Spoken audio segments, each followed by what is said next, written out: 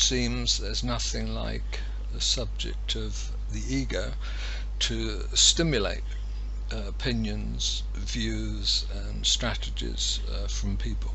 It's a hot topic in the sense that people are impassioned about it.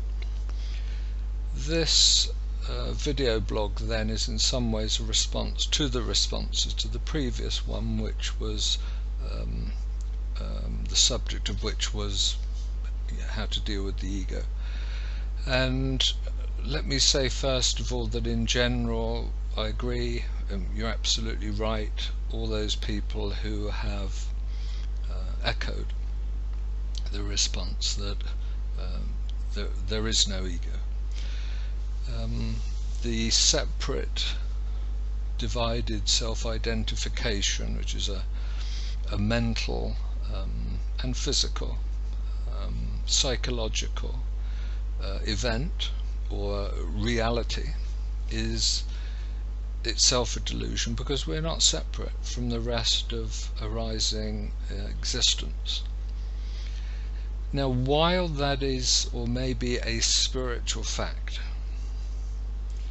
the issue I'd like to remind us of is that for most of us, that spiritual fact, that spiritual event, that spiritual challenge is some bridges along the river.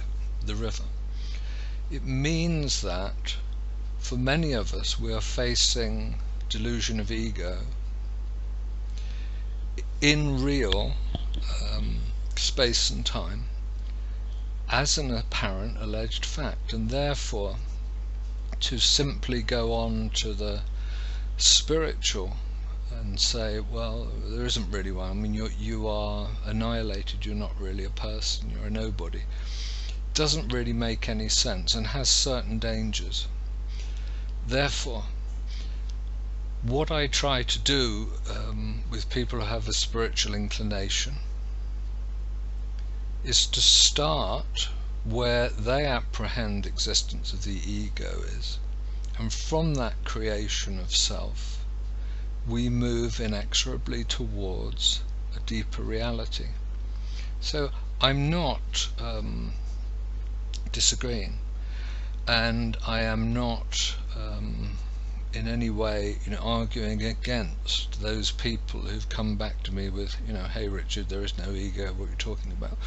But I will always meet a person where they are, and if where they are is in an ego state, I won't sit there and say, hey, it's like this, when that information is really of no use to them. So I hope possibly this response to your responses may engender a further discussion that would be most welcome. And I hope the point is well made, or at least clearly made,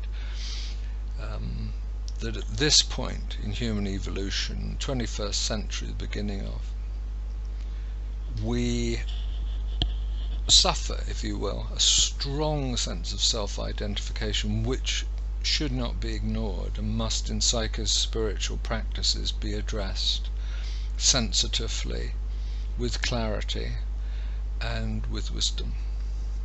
Thank you.